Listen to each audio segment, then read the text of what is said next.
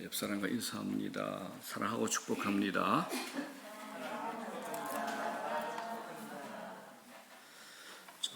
말씀 전합니다. 오늘 말씀 제목은 모두 병들었는데 아무도 아프지 않았다라는 제목으로 말씀 전합니다. 오늘 고난주일입니다. 종려주일이라고도 부릅니다. 예수님이 이 땅에 오셔서 3년간의 공적 생애를 마치시고 이번 주간에 십자가를 지심으로 생을 마감합니다. 십자가에서 처절히 제물이 되어 죽으셨습니다. 예수님의 십자가 죽음은 우리 사람들 죽음과는 차원이 다릅니다. 사람들은 죽음으로써 세상의 수고와 아픔을 끝내고 하나님 아버지 품에 안겨 영원한 안식에 들어갑니다. 하지만 예수님의 죽음은 그것과 정반대입니다. 예수님은 영원 전부터 성부 하나님과 완전한 사랑, 완전한 화목, 하나님과 완전한 교제를 누리셨습니다. 그분이 인류의 죄를 짊어지고 십자가에 달리셨기 때문에 하나님과는 완전히 단절이 되었죠. 죄인들에게 임해야 될 모든 진노와 심판이 그분 자신께 임한 겁니다. 죄에 대한 진노는 자신의 아들이라도 하나님께서 받아들일 수 없기 때문에 인간의 죄를 짊어지는 한 하나님께서는 용서하실 수가 없는 겁니다. 인간들을 죄에서 구원하시려는 하나님의 사랑이 당신의 아들 예수님께 진노로 다 쏟아졌던 겁니다. 그래서 십자가를 진 예수님은 죄에 대한 진노를 의미합니다. 반대로 인간들에게는 나 대신 당신의 아들 예수를 십자가에서 죄값을 치르게 한 후 우리를 당신의 자녀로 받아들여 주신 하나님의 사랑을 의미합니다. 우리가 한 사람의 생애에 대해서 얘기할 때 그 사람이 살았던 시절의 이야기를 많이 하는데 그리스도의 생애는 성경을 보게 되면 그의 많은 부분을 죽음을 맞이하는 마지막 한 주간에 할애하고 또 죽으심에 관련된 사건을 성경은 다양하고 상세하게 기록하고 있습니다. 성경에 죽음의 이야기가 대부분을 차지하는 이유가 예수 그리스도가 오신 목적이 뭐냐? 오신 목적이 죽으러 오셨기 때문에 그렇습니다. 그분은 우리 죄 때문에 세상에 죽으러 오셨습니다. 이게 그분이 오신 목적이 됩니다. 이게 예수 그리스도의 십자가고 십자가 사랑이 됩니다. 자, 그렇다면 예수님께서 왜 십자가에 죽으셨을까? 자, 본문은 이렇게 크게 얘기합니다. 갈라디아서 2장 20절에 나를 사랑하사 나를 위하여 자기 몸을 버리시니라고 설명합니다. 나를 사랑하사 나를 위하여 자기 몸 버리신. 그리스도가 죽으신 이유는 분명합니다. 우리를 사랑하셨기 때문에 그렇습니다. 하나님 사랑은 이것처럼 모호하거나 추상하거나 추상적이거나 철학적이지 않습니다. 하나님의 사랑은 구체적으로 십자가를 통해서 다 드러났습니다. 오늘 갈라디아서를 기록한 사도 바울이 이 십자가 사랑 앞에 완전히 깨어졌습니다. 그렇게 되니까 사도 바울은 당시 최고의 학자요, 종교가 그가 십자가 앞에서 나는 십자가 외에 자랑할 것이 전혀 없다라고 고백하게 된 겁니다. 십자가가 전부라고 합니다. 십자가 사랑 앞에 그가 완전히 와르르 무너지고 그의 인생이 뒤바뀌어 버린 겁니다. 하나님은 사랑이십니다. 그 사랑이 십자가로 온전히 드러난 겁니다. 그래서 사도 요한이 이렇게 얘기합니다. 요한일서 4장에 다 같이 읽어보겠습니다. 시작. 하나님의 사랑이 우리에게 이렇게 나타난 바 되었으니 하나님이 자기의 독생자를 세상에 보내심은 그로 말미암아 우리를 살리려 함이라. 사랑은 여기 있으니 우리가 하나님을 사랑한 것이 아니요 하나님이 우리를 사랑하사 우리 죄를 속하기 위하여 화목제물로 그 아들을 보내셨습니다. 이렇게 표현합니다. 여기서 화목제물이 뭐냐? 십자가 사건을 의미합니다. 우리가 이 말씀처럼 하나님을 믿기로 결단한 이유는 우리가 어떤 교리를 이해하고 믿은 것이 아니라 먼저 하나님의 십자가 사랑에 우리 마음이 녹아졌기 때문이라는 겁니다. 하나님이 십자가에 당신의 아들을 죽이심으로 우리에게 다가오시고 우리를 향한 당신의 사랑을 확정시키셨습니다. 그래서 로마서 8장에 성경은 우리에게 이렇게 담대하게 얘기합니다. 뭐라 그럽니까? 만일 하나님이 우리를 위하시면 누가 우리를 대적하리요? 자기 아들을 아끼지 아니하시고 우리 모든 사람을 위하여 내주시니가 어찌 그 아들과 함께 모든 것을 우리에게 주시지 아니하겠느냐라고 하나님께서 이렇게 얘기하시는 겁니다. 봐라, 내가 니들한테 내 아들까지 내놨다. 뭔들 못 주겠느냐 이겁니다. 그 사랑에 우리가 감동받게 되고 설득당하고 믿음의 고백이 일어나는 겁니다. 하나님, 당신은 정말 내 아버지가 되십니다. 내 편이십니다. 라는 겁니다. 자, 요한일서 4장 19절에 이런 말씀이 나옵니다. 우리가 사랑하면 그가 먼저 우리를 사랑하셨습니다라고 합니다. 우리가 먼저 하나님 사랑한 것 아닙니다, 여러분. 하나님이 먼저 우리에게 다가오시고 우리를 먼저 사랑하셨다라는 겁니다. 우리가 이 예배 시간에 하나님 앞에 고백하고 그분을 찬양하는 이유가 뭘까요? 그 사랑을 알았기 때문에 그렇습니다. 그 사랑이 우리로 봉사하게 하고 헌신하게 하고 헌금도 드리고 또 예배 드리고 희생하게 하고 전도도 하게 만드는 겁니다. 이 모든 것 한가운데 뭐가 있느냐? 십자가가 있습니다. 십자가. 지금도 온 세계에서 복음 전하는 선교사들, 헌신하고 생명까지 드리며 순교적인 삶을 살았던 이들의 한가운데 뭐가 있느냐? 십자가를 통한 하나님의 사랑이 있기 때문에 그렇습니다. 십자가를 통한 하나님의 사랑을 만났기 때문입니다. 십자가 안에 감춰져 있는 하나님의 사랑을 경험하는 것이 중요합니다. 절대자, 창조자, 죄 없으신 그분이 나의 죄를 위해서 죽으셨다는 것, 이거 믿고 경험하셔야 되는 겁니다. 303장 찬송에 이런 게 있죠.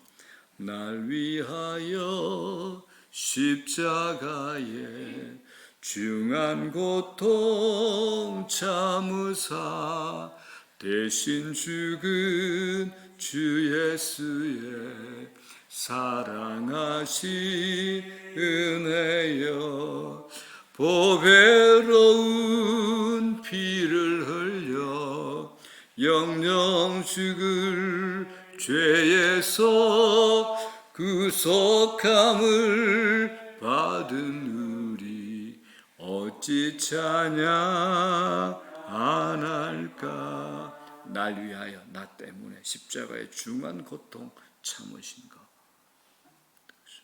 대신 죽은 주 예수의 사랑하신 은혜요. 자, 예수 그리스도가 나를 사랑하사 나를 위하여 죽으셨다는 것에 오늘 갈라디아서를 기록한 이 기록자 사도 바울의 인생이 완전히 바뀌었습니다. 자, 여러분, 그렇다면 여러분들에게 질문이 생깁니다. 예수 그리스도께서 나를 사랑하사 날 위해 죽으셨다는 것을 믿는 사람, 이 사람들의 고백이 뭘까요? 예수 그리스도께서 나를 사랑하사 나를 위하여 죽으셨다는 것에 대한 이것을 믿는 사람들의 고백이 뭘까요? 여러 가지가 있겠지만 오늘 성경은 이렇게 얘기합니다. 오늘 본문이 이렇게 얘기합니다. 내가 그리스도와 함께 십자가에 못 박혔니라. 이렇게 고백하는 겁니다. 내가 그리스도와 함께 십자가에 못 박혔습니다. 예수 그리스도께서 2000년에 십자가에 못 박히셨을 때 나도 그분과 함께 죽었습니다. 십자가에 못 박혔습니다. 이 고백이 우리 믿음의 반응이 된다는 겁니다. 이 말씀은 참으로 신비스럽고 놀랍습니다. 2000년 전에 예수께서 홀로 죽으신 것이 아니라 나도 함께 죽었다라는 것을 믿는 겁니다. 성경은 이것을 실제적으로 사실적으로 얘기합니다. 이론적으로 뜬구름 잡는 얘기 아닙니다. 이게 사실입니다. 2000년 전에 예수님께서 죽으셨을 때 우리도 함께 죽었습니다. 나의 죄 때문에 내가 죽어야 할 그 자리에 예수께서 손과 발에 못 박혀서 죽으셨는데 그 죽으신 사건 속에 나도 동일하게 손과 발에 못 박혀 죽었다. 그렇게 고백하는 것이 내가 그리스도와 함께 십자가에 못 박혔습니다. 라는 이런 고백이 됩니다. 2000년 전의 사건이 지금 나의 사건으로 고백되는 겁니다. 저는 이 말씀을 그대로 믿습니다. 나는 2000년 전에 예수님께서 십자가에 달려 돌아가셨을 때 나도 그때 같이 십자가에 못 박혀 죽었습니다. 나는 죽었습니다. 라는 겁니다. 그래서 그리스도의 죽음이 나의 죽음이 될 때 내 안에 있던 모든 저주가 끝이 납니다. 그 구원이 내게 임하게 됩니다. 이건 입으로만 아닙니다, 여러분. 그리스도의 죽음이 실제 나의 죽음으로 믿어져야 됩니다. 이게 사실이고 현실입니다. 그럴 때 내가 지고 있던 거대한 죄의 쓰레기가 깨끗이 처리되는데 그게 바로 십자가입니다. 그분이 죽을 때 나도 함께 죽었다는 이 고백이 나를 구원으로 이끄는 겁니다. 내가 그리스도와 함께 못 박히는 그 순간 과거의 내가 아닌 새로운 나가 태어나게 되는 겁니다. 자, 그래서 그렇다면 그걸 믿는 우리는 어떻게 살게 될까요? 이렇게 성경을 설명합니다. 이제는 내가 사는 것이 아니요 오직 내 안에 누가요? 그리스도께서 사시는 게 되는 겁니다. 이제 내 옛사람은, 예수 믿기 전에 옛사람은 그리스도와 함께 십자가에 못 박혀 죽었기 때문에 내가 사는 것이 아니라 내 안에 그리스도께서 사시는 것입니다.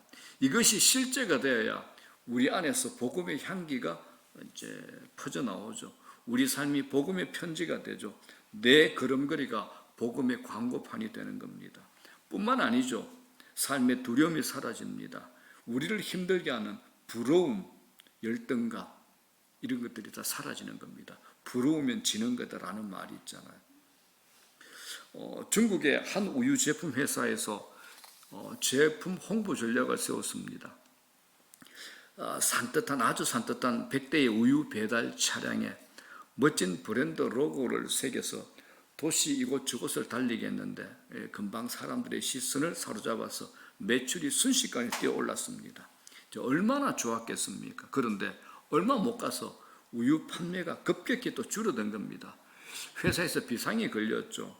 우유 제품의 맛을 확인해 보고 판매방도 점검해 봤는데 아무 이상이 없었습니다. 그래서 마지막으로 이제 소비자들을 불러서 이제 소비자들을 통해서 조사해 봤더니 바로 배달 차량이 문제가 있었던 겁니다. 처음에는 이 배달 차량이 깨끗하고 산뜻하고 회사에 멋진 광고가 붙어 있었던 이 배달 차량이 시간이 지나면 어떻게 됩니까? 지저분해지죠. 그런데 아무도 세차를 안 했던 겁니다. 지저분한 배달 차량을 보면서 소비자들은 그 안에 담긴 우유 역시 불결할 것이다 이렇게 여겼는데 직원 중 그 누구도 배달 차량의 청결도가 판매를 좌우하리라고 예상치 못했던 겁니다. 그간 이제 이 제품을 홍보하는 데 몰입한 나머지 자신들도 동시에 소비자들에게 관찰된다는 사실을 잊어버리고 있었던 겁니다. 자, 여러분 여기서 우리가 한번 생각해 봅시다.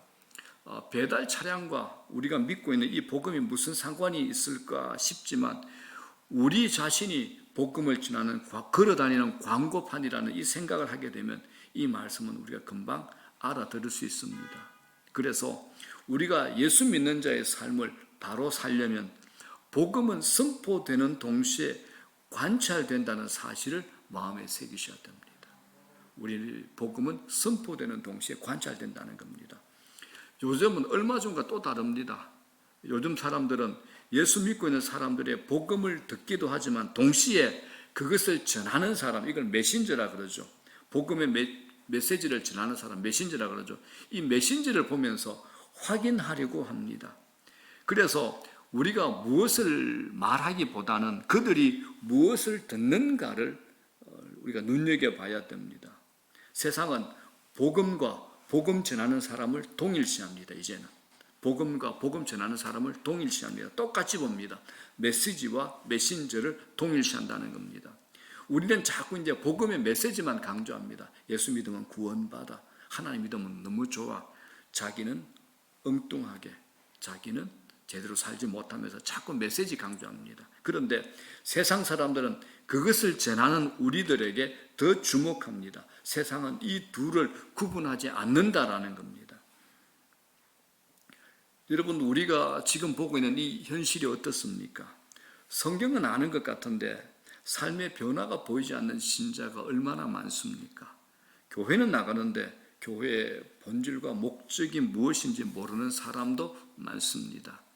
영적 깊이도 없고 신앙인이 아니라 종교인처럼 보이는 크리스찬도 많은 것 같습니다. 예배 드리는 크리스찬인데 주변 사람들로부터 신뢰받지 못합니다. 또 있습니다. 세상을 보는 시야가 너무 좁아서 이곳에 기웃 저곳에 기웃 뒤뚱거리는 삶을 사는 겁니다. 그 생텍쥐베리의 어린 왕자의 그 여우의 멋진 고백이 이렇게 나옵니다. 가장 중요한 것은 눈에 보이지 않아. 이렇게 얘기합니다.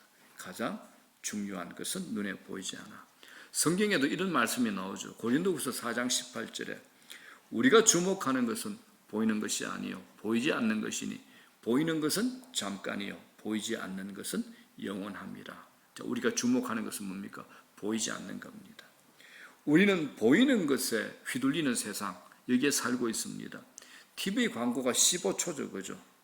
15초입니다, TV 광고. 그러니까 이 광고 15초 안에 우리 마음을 완전히 흔들어 놓고 빼앗아갈 그런 이미지, 그런 보는 것에 광고업자들이, 제품을 판매하는 사람들이 초집중을 해서 디자인하고 이미지화 시키는 겁니다. 홈쇼핑도 보죠. 근데 그걸 보느라면 저도 몇 번 속았습니다. 나는 절대 그거 안 살 줄 알았는데 저도 보고 샀습니다. 아주 크게 후회했습니다. 그걸 안 사면 세상 사람들의 삶보다 뒤처질 것 같고 마음의 빈곤도 채워질 것 같지 않아서 그런다 그러대요. 생활비 다 계산해보고 카드 말고 계산해보고 교육비, 보험, 적금 이리저리 다 계산해봤지만 돈에 한계에 부딪혀 포기할 때 절망을 느낀답니다. 홈쇼핑 중독에 빠지신 분들 마음도 쪼그라들고 막 열등감에 비참함까지 더해가지고 애들한테 짜증내고 남편한테 투정하고 근데 그 안에 하나님 어디 있습니까? 하나님 없죠. 가장 중요한 것은 눈에 보이지 않기에 예수 믿는 우리의 위기가 되는 겁니다. 요즘 기독교가 약해져서 참 저는 속상합니다. 그것보다 더 속상한 거 있습니다. 성경의 핵심 가치들이 교회 안에서조차 외면당하는 겁니다. 성경의 핵심 가치들이. 우리 스스로에게 물어보셔야 됩니다. 기독교의 진리는 진짜인가 가짜인가? 자, 여러분들 한번 물어볼게요. 기독교의 진리가 진짜입니까 가짜입니까? 그렇다면 여러분 자신에게 또 질문하셔야 됩니다. 진짜라고 믿는다면 확신이 있어야 되고 그 확신대로 사셔야 됩니다. 진짜로 믿는다면 확신이 있어야죠. 확신이 있다면 그 확신대로 사셔야 되는 겁니다. 그리스도인이 된다는 것은 내 자아, 내 생각을 선택하는 것이 아니라 하나님의 생각을 선택함으로써 내 욕망, 내 자아는 죽이는 겁니다. 이게 오늘 바울의 고백입니다. 자, 2장 20절 뭐라 그럽니까? 내가 그리스도와 함께, 다 같이 시작. 내가 그리스도와 함께 십자가에 못 박혔나니 그런즉 이제는 내가 사는 것이 아니요 오직 내 안에 그리스도께서 사시는 것이라 얘기합니다. 여러분 그리스도와 함께 죽었다면 더 이상 이전의 나는 살아있지 않는 겁니다. 지금 살고 있는 나는 더 이상 이전의 내가 아닌 겁니다. 그리스도가 십자가에 못 박히실 때 나도 그때 같이 죽은 겁니다. 내가 죽었다면 이제 나의 삶의 주체는 내가 아니라 누가 되는 겁니까? 예수 그리스도 주님이 되는 겁니다. 이제는 내 속에 내가 사는 것이 아닌 누가 사시는 거죠? 그리스도께서 사시는 겁니다. 그래서 20절 후반절 보십시오. 시작. 이제 내가 육체 가운데 사는 것은 나를 사랑하사 나를 위하여 자기 자신을 버리신 하나님의 아들을 믿는 믿음 안에서 사는 것이다. 내 안에 새로운 주인이 오셨습니다. 주인이 바뀌었죠. 이게 이제 우리가 대통령 선거할 때 하는 것처럼 정권 교체가 일어나는 겁니다. 내가 주인이었던 자리에서 내가 내려오고 예수님이 주인으로 앉는 겁니다. 내가 운전대 앉았는데 이제 나는 조수석으로 가고 예수님께 운전대를 내드리는 겁니다. 주인이 바뀐 거죠. 이미 죽은 내가 더 이상 주인 노릇하면 안 됩니다. 주님이 주인 되게 하시는 인생, 내 안에 그리스도가 온전히 주인이 사시도록 해야 됩니다. 이것이 가장 멋진 삶을 사는 비결이 됩니다. 나는 죽고 내 안에 그리스도가 사는 삶. 이것이 어떤 삶입니까? 내 자아가 죽는 겁니다. 내 자아. 내가 죽어야 그리스도가 사시는 겁니다. 자, 사랑하는 여러분, 그래서 이 그리스도의 십자가 사건은 2000년 전 역사적 사건으로만 끝나는 것이 아닙니다. 오늘 우리의 삶 속에서 끊임없이 계속적으로 경험되어져야 할 삶이 바로 이 삶이 되는 겁니다. 이제는 주님이 내 삶의 주체가 되십니다. 이제 우리는 그리스도 안에서 기꺼이 죽으셔야 됩니다. 그렇기 때문에 신앙생활이 뭐냐? 예수 잘 믿는 게 뭐냐? 한마디로 말하면 잘 죽는 겁니다. 잘 죽는 겁니다. 편협된 내 기질, 못된 성품, 내 안에 감추어진 꼭꼭 눌러 숨겨놓은 오래된 상처, 악한 감정, 언제든지 쑥 올라오는 분노, 화, 이런 내가 잘 죽는 것이 잘 사는 것이 됩니다. 이런 내가 죽어야 그곳에 생명의 역사가 일어나고 죽어야 부활의 역사가 일어나게 됩니다. 내가 죽어야 내 옛 삶이 죽고 내 자아가 죽고 내 욕심이 죽고 내 욕망이 죽습니다. 내 탐심과 내 자존심이 죽어야 그곳에 예수가 드러나십니다. 자, 세상은 어떻습니까? 세상은 모두가 자기가 살려고 발버둥 칩니다. 내가 살려고 다른 사람 죽이죠. 내가 살기 위해서 투쟁적으로 살아갑니다. 누가 나를 죽이려고 하면 나는 상대를 몇 번도 더 죽여버립니다. 오늘날 우리 삶의 비극과 불행이 무엇입니까? 경제적 위기도 있고 어려움도 오지만 이거 별로 걱정 안 됩니다. 진짜 위기가 무슨 위기냐? 사랑의 위기입니다. 돈이 아무리 많아도 사랑이 없다면 그 돈 소용없습니다. 죽이는 데 사용되는 겁니다. 우리가 이전보다 훨씬 잘 살죠. 경제적으로 나아졌습니다. 왜 이렇게 어려운 삶을 살까요? 왜 이렇게 팍팍하고 뾰족하고 날카로울까요? 오늘날의 가장 큰 불행이 뭐냐? 사랑의 실종입니다.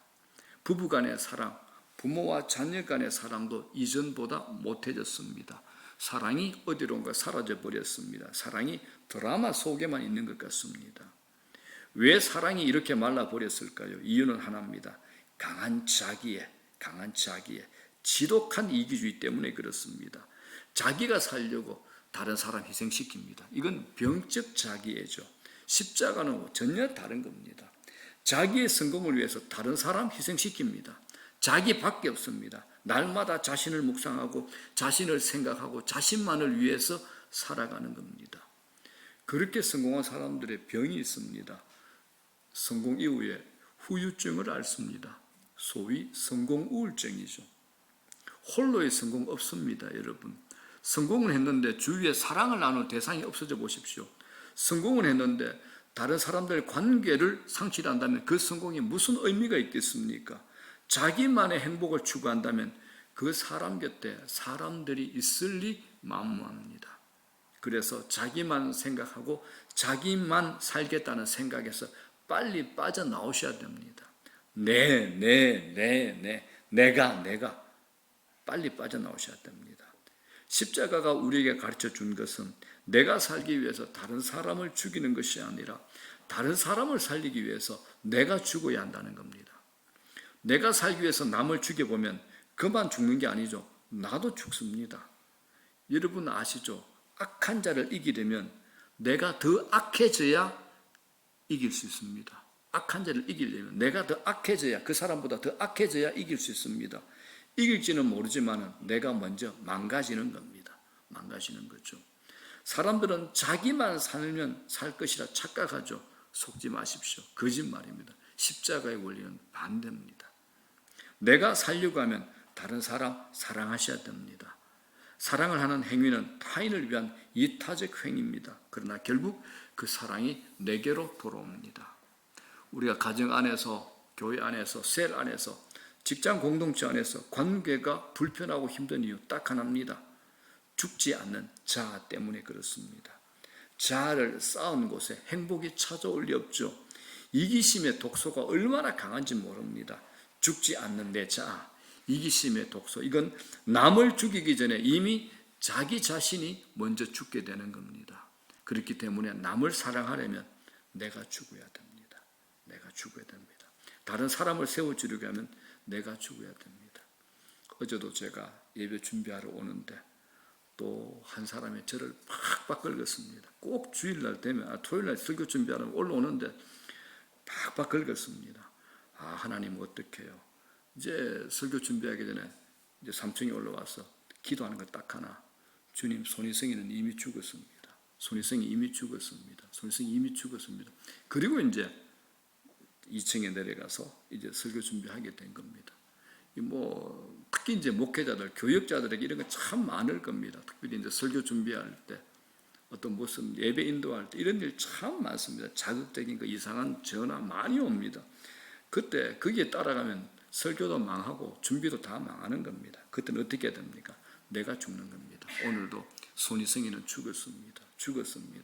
내가 죽습니다. 내가 죽어야지 예수 그리스도께서 내 안에 주인 되시는 겁니다. 그래서 주의해 보십시오. 나만을 위해서 사는 것에 길들여진 사람들, 다른 사람을 위해 나를 희생하는 것 굉장히 어렵고 힘들어합니다. 그래서 그런 사람에게 십자가가 낯설어 보이는 겁니다. 다른 사람 사랑하는데 제일 첫 번째가 뭐냐? 자기 자신 부인하는 겁니다. 자기 자신 부인합니다. 내 자아, 내 자존심, 내 고집, 내 경험 붙들고 있는데 다른 사람 온전히 사랑하는 것 미안합니다. 안 됩니다. 죄성이 있기 때문에 안 됩니다. 힘듭니다. 자기 중심의 이기심이 그리스도와 함께 십자가에 못 박혀야 이웃 사랑이 가능해집니다. 여러분, 십자가는 우울한 감정의 가장 강력한 치료제가 됩니다. 내가 나를 위해 살지 않고 나를 위해 죽으신 그분을 위해, 이웃을 위해 살아보십시오. 우울한 감정 자동적으로 사라집니다. 자, 이쯤에서 이제 여러분들 머릿속에 이제 말 못하는 질문이 머릿속에 맴돌 겁니다. 내가 죽으면 내 삶이 없어지는 것이 아닌가? 나는 누구야? 라고 이런 생각, 이런 의문이 드는 분이 있을 겁니다. 정답은 반대입니다. 내가 죽으면 그때 주님이 내 안에 있는 모든 장점을 강력하고 거룩하게 사용하셔서 진짜 그리스도 안에서의 샬롬의 평강을 누리게 하고 나로 되게 살게 만드십니다. 진짜 내가 누군가라는 것을 발견하게 되는 거죠. 참 행복과 진정한 기쁨을 누리게 되는 겁니다. 여러분, 내가 행복을 구한다고 행복이 찾아오나요? 내가 그리스도와 함께 죽으면 저절로 행복 찾아옵니다. 자, 갈라디아서 5장 24절 보십시오.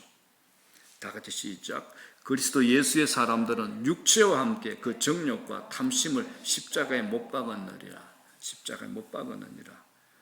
교회에 와서 우리가 배워야 될 것, 자아 만족, 자아 충족이 아닙니다. 내 마음에 드는 교회, 내 기분 잘 맞춰주는 목사, 나를 위해 완벽히 꾸며진 쇠를 구하면 실망하고 상처받고 분노할 수 있습니다. 만약 그런 교회가 있다 해도 그런 교회 좋은 교회 아닙니다. 왜냐하면 신자다운 신자가 되려면 반드시 한번 뭘 하셔야 되는가? 십자가를 통과하셔야 됩니다. 여러분, 자아가 깨지셔야 됩니다. 십자가를 통과하셔야 됩니다. 내 자존심이 무너지고 깨지고 내 이기심이 십자가 앞에서 처리되는 경험을 하는 교회, 이 교회가 좋은 교회입니다. 그래서 교회는 쉬운 말로 병원이죠. 환자들이 모인 곳입니다.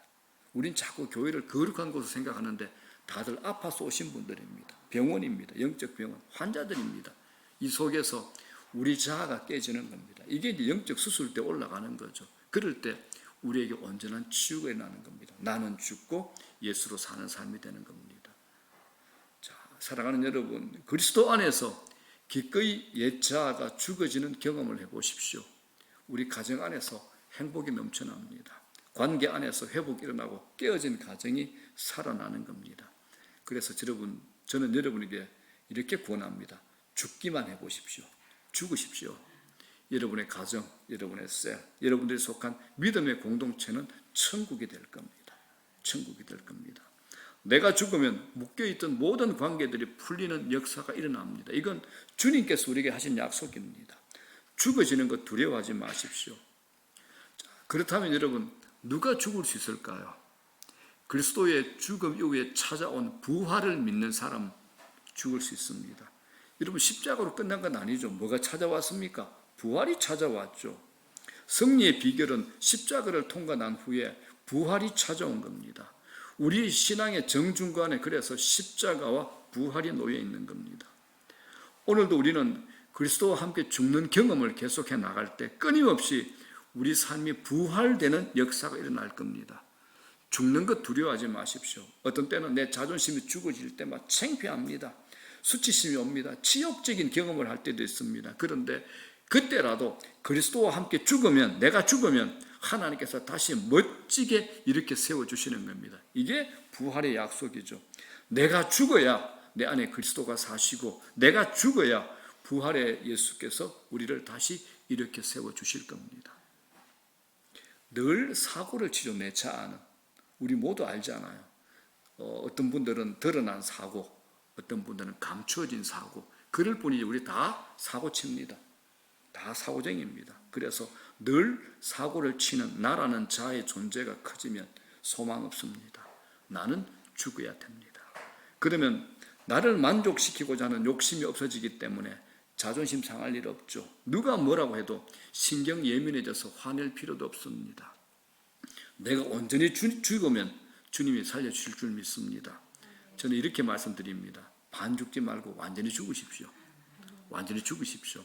제가 어렸을 때 시골에 가게 되면 한 번씩 닭을 잡는데 잘못 잡아가지고 완전히 죽이지 못해가지고 목이 잘렸는데, 목이 잘린 채로 집 곳곳을 반쯤 죽은 닭이 돌아다녀서 고생한 적이 있습니다. 그때 깨달은 거 있죠. 반쯤 죽으면 안 된다. 제대로 죽으셔야 됩니다. 완전히 죽는 겁니다. 완전히 죽는. 제가 농담으로 하는 것 아닙니다. 숨겨진 자 두지 마시고 완전히 죽으시라는 겁니다. 내 자아가 살아날 때, 내 자존심이 살아나고 분노가 일어날 때, 나 아무개는 손이성이는 이미 죽었습니다 라고 선포하십시오. 내 안에 분노가 일어날 때, 내 자존심이 살아날 때, 손이성이는 이미 죽었습니다 라고 선포하십시오. 잘 안 되죠. 새벽기도 나오시는 분들은 제 기도하는 거 들었을 겁니다. 하나님, 오늘도 손이성이는 죽었습니다. 죽었습니다 하는 기도 소리 들으셨을 겁니다. 여러분 못하실 거니까 자, 이제 저하고 연습을 하는 겁니다.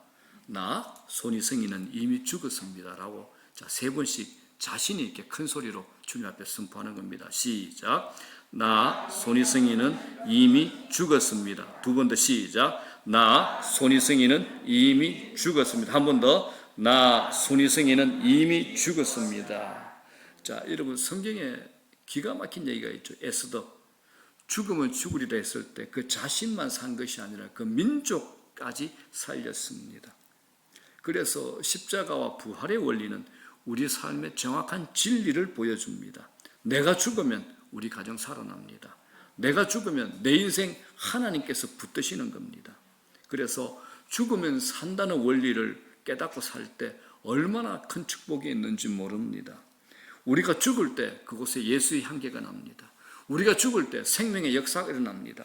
우리가 죽을 때 선한 열매가 맺히게 되는 겁니다. 성경이 얘기하죠. 한 알의 밀알이 떨어져 죽을 때 열매가 맺히게 되는 겁니다. 한마디로 말하면 내가 죽어야 기적이 일어납니다. 내가 죽어야. 잘 사는 것, 그리스도와 함께 내 자아가 죽는 겁니다. 자, 내일부터 시작되는 고난주간, 죽고 또 죽는 경험을 통해서 십자가의 길을 따르시기 바랍니다. 십자가가 우리 삶의 중심을 바로잡아 줍니다. 내가 그리스도와 함께 십자가에 못 박혔나니 그런 적이 이제는 내가 사는 것이 아니요 내 안에 그리스도가 사시는 것이다. 이제는 내가 사는 것이 아니요 내 안에 그리스도가 사시는 것이다. 이게 우리 삶의 전 영역에 회복과 변화와 풍성한 삶을 약속하는 열쇠가 되는 키가 되는 구절임을 기억하시고 그 십자가 붙들고 그 원리 아래서 날마다 그리스도와 함께 죽고 또 죽는 경험을 하게 될 때 하나님께서 또 살리시고 살리는 놀라운 역사가 여러분의 삶 속에 일어나길 주의 이름으로 축원합니다. 자, 오늘 말씀 정리합니다. 설교 제목이 좀 이상하죠. 모두 병들었는데 아무도 아프지 않았다. 어떻게 생각하십니까, 여러분? 그렇죠. 우리 사는 세상 그렇지 않습니까? 요즘 사람들 만나보면 겉은 화려하고 번들어한데 속마음을 한꺼풀만 들춰보면 상처투성이로 골마있는 것 자주 보게 됩니다. 자주 만납니다. 그러므로 보이는 것에 속지 마십시오. 이런 세상에 더 안타까운 것, 믿는 자들의 향기가 없어서 선한 영향력이 이 세상에서 보이지 않는다라는 겁니다. 역사에 의하면 AD 165년과 251년에 큰 역병이 로마 제국을 뒤흔들었습니다. 그때 희생적인 구호 활동을 펼친 곳은 어디에도 없었습니다. 의사들도 자신들의 시골집으로 피신했고 정상에 있는 사람들은 집 밖으로 다 버려졌습니다. 그런데 그 당시에 그때 그리스도인들만 직접 병자들을 돌보아 주었다라고 합니다. 위험을 아랑곳하지 않고 병자들을 돌봐 줬습니다. 오늘날 이 교회, 모든 교회들 코로나 상황으로 인해서 모여서 예배를 드리는 것이 어려워졌습니다. 예배를 드리지 못하는 것에 대한 충격이 컸습니다. 한국교회 전체가 다시 모여 예배를 드려야 한다며 에너지를 쏟았습니다. 정당하고 당연한 노력이죠. 그런데 하나 아쉬움이 있습니다. 예배를 강조하는 만큼 고통하는 이웃에 대한 관심과 노력을 얼마나 기울였는가라는 겁니다. 균형의 문제가 되죠. 균형의 문제. 또 이럴 때 전도나 선교를 하지 못하는 것에서 안타까워합니다. 그러나 사실 이때야말로 전도나 선교에 더없이 좋은 기회가 되기도 합니다. 교회와 그리스도인들이 고통하는 세상에 다가가서 사랑을 더 구체적으로 실천한다면 이보다 더 좋은 때는 없습니다. 이게 무슨 말이냐? 우리 시야가 너무 좁습니다. 전도제를 나누어 주는 것, 이것만 전도라고 생각하기 때문에 그렇습니다. 신앙생활이 무엇입니까? 사랑입니다. 하나님이 우리에게 보여주신 사랑을 가까운 사람에게 보여주셔야 됩니다. 기독교 신앙에서 사랑을 빼버리면 신앙을 얘기할 수 없습니다. 사랑이 빠지면 우리 신앙 공허해지고 맙니다. 자, 이런 분이 있습니다. 가까이 있는 사람을 사랑하기가 싫어서 하나님께 도망하는 분들이 있습니다. 가까이 있는 가족 사랑하기 싫어가지고 남편 사랑하기 싫어서 아내 사랑하기 싫어서 하나님께 도망다니는 분이 있습니다. 이거 신앙생활 아닙니다. 아시겠습니까? 신앙생활 아닙니다. 늘 바쁠 때 정말 중요한 일이어야 될 때 기도원에 가는 사람이 있습니다. 기도하러 간다고. 그거 기도 핑계대고 숨는 겁니다. 그거 신앙생활 아닙니다. 여러분, 신앙이 깊어진다는 것, 단순하게 심오한 진리를 더 많이 안다는 것 아닙니다. 갈수록 품이 넓어지는 겁니다. 넉넉해지셔야 됩니다. 내가 그리스도와 함께 십자가에 못 박혔나니 거듭되기 전에 내가 사는 것이 아니요 내 안에 그리스도가 사시는 것이다. 이것이 우리 삶의 전 영역의 회복과 변화와 풍성한 삶을 약속하는 키가 되는 구절임을 반드시 기억하시고, 여러분, 우리 모두 이렇게 살아냅시다. 이렇게 살아냅시다. 이 말씀으로 자기 간증을 만들어내자는 겁니다. 이 말씀으로 승리해 보자는 겁니다.